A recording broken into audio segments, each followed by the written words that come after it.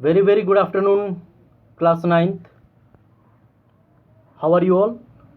I hope all are fine. देखिए इन bio without wasting time let's come to the point देखेंगे। बड़ा अच्छा टॉपिक चल रहा है ये किंगडम एनिमालिया का। देखिए आपके जितने भी एग्ज़ाम्स है वो सारे एग्ज़ाम्स के पॉइंट ऑफ व्यू से बहुत ज़्यादा इम्पोर्टेंट है। ठीक है, ये जो डाइवर्सिटी इन लिविंग ऑर्गेनिजम्स हैं जिसको हम आप कनेक्ट कर सकते हैं बायोडाइवर्सिटी से। ठीक है, ये कहना उचित होगा। Basis of classification animal kingdom के बारे में हम पढ़ रहे थे। जो एनिमल किंगडम को जो क्लासिफिकेशन उसका किस बेसिस पे उसका वर्गीकरण किया गया है। ठीक है बच्चों, तो यहाँ पे हम कुछ पॉइंट्स पढ़ रहे थे। आई होप कि आप लोग, मेरा ख्याल है कि पॉइंट 3 आप लोग पढ़ चुके होंगे। नाउ पॉइंट 4 हम पढ़ेंगे आज, जर्मिनल लेयर्स। ओके, जो लेयर्स होते हैं अंकुरण का जो परत होता है, germinal layers, we are going to talk about on this point which is very important. So they are the primary layers, कहता है। और जितने भी पॉइंट्स है, पहली बात तो आप पॉइंट्स को मद्देनज़र रखेंगे, अपने जहन में उसको रखेंगे। ठीक है, उसके बाद डेफिनेटली उसका अगर आप पॉइंट्स दिमाग में है आपके, तो पॉइंट्स के बेसिस पे आप उसको डिफाइन कर पाएंगे। ज़रूरी है कि पॉइंट्स को आप समझें। ठीक है बच्चों, तो ये संक्षिप्त विवरण है आपका।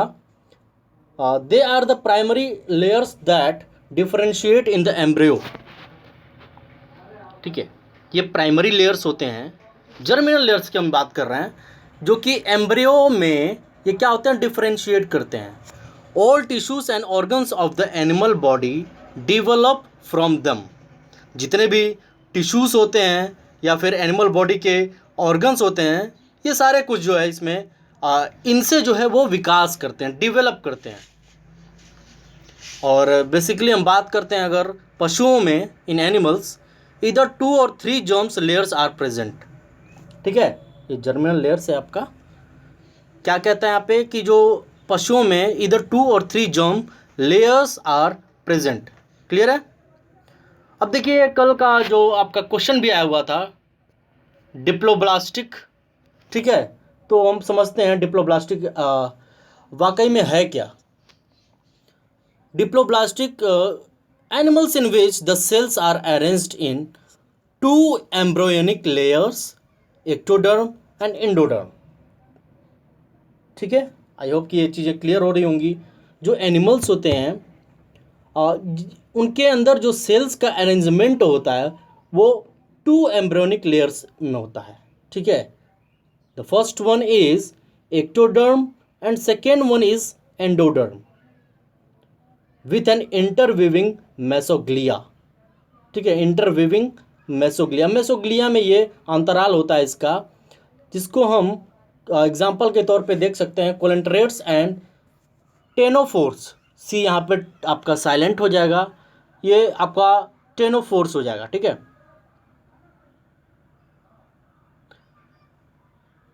ट्रिप्लोब्लास्टिक की जहाँ तक बात है, हम पढ़ते हैं।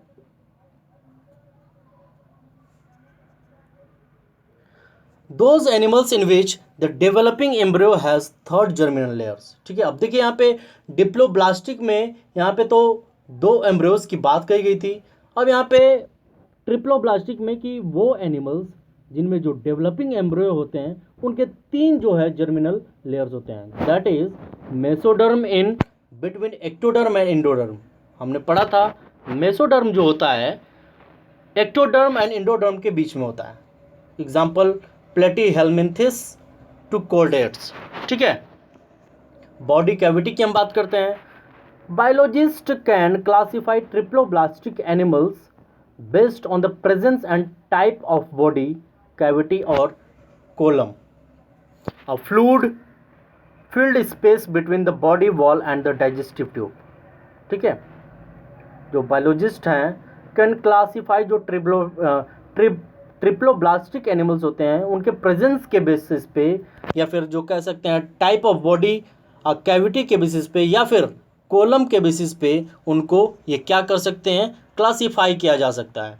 अ fluid filled space between the body wall and the digestive tube, ठीक है, वो कॉलम है, कॉलम की बात कही जा रही है कि एक ये क्या है, फ्लूइड फील्ड है, स्पेस होता है बॉडी वॉल के और डाइजेस्टिव ट्यूब के बीच में।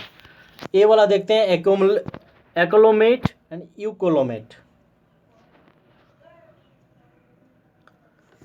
The animals in which body cavity is absent is called acoelomate, ठीक है, वो एनिमल्स जिनमें बॉडी कैविटी एब्सेंट होती है उसे एक्लोमेट रखते हैं। देखिए होमवर्क में आ सकता है, आप इसको ध्यान में रखेंगे।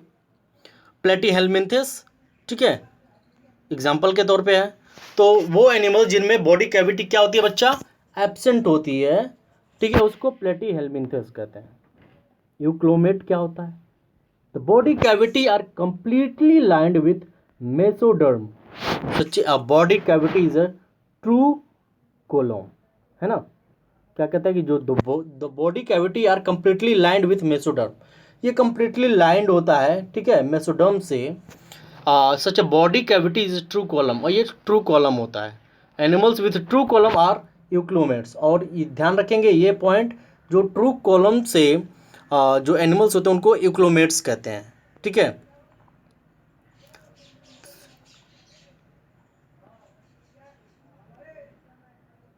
स्यूडोक्लोमेट, है ना, स्यूडोक्लोमेट की हम बात करते हैं, तो the body cavity is not completely lined with mesoderm, जो बॉडी कैविटी होती है not completely lined with mesoderm, this type of body cavity is called pseudocoelom, ठीक है, इसको ध्यान में रखेंगे। इसको हम जो इस तरह के जो बॉडी कैविटीज़ होती हैं उसको हम स्यूडोकोलोम कहते हैं, ठीक है। पॉइंट नंबर 6 की जहाँ बात करते हैं, नोटोकोड है, इसको समझने के प्रयास करेंगे हम।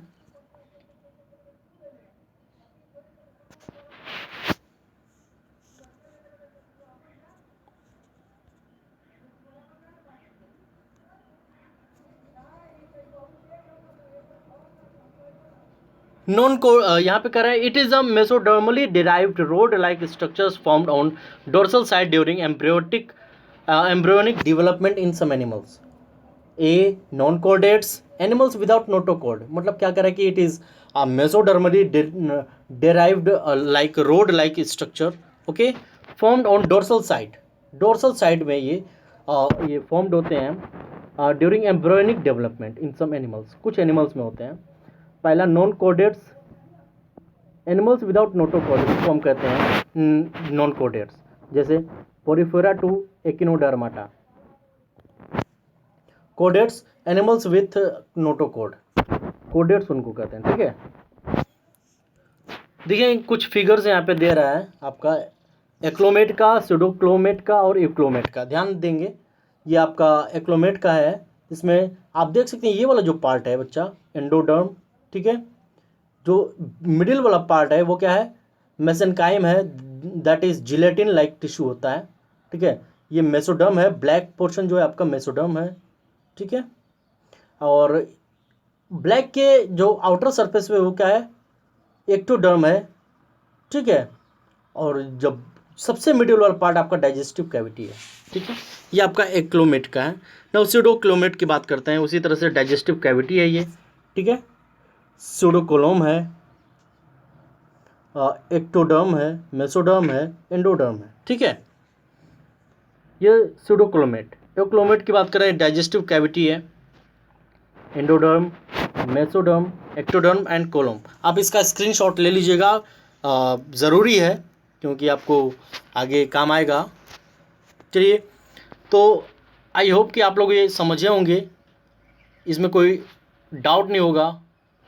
फिर भी अगर कोई डाउट होता है तो आप हमसे कांटेक्ट कर सकते हैं, कमेंट में आप कमेंट कर सकते हैं, ठीक है बच्चों। सो in next class we are going to study about this structure of animals, okay. So for today's class that's all. Thank you.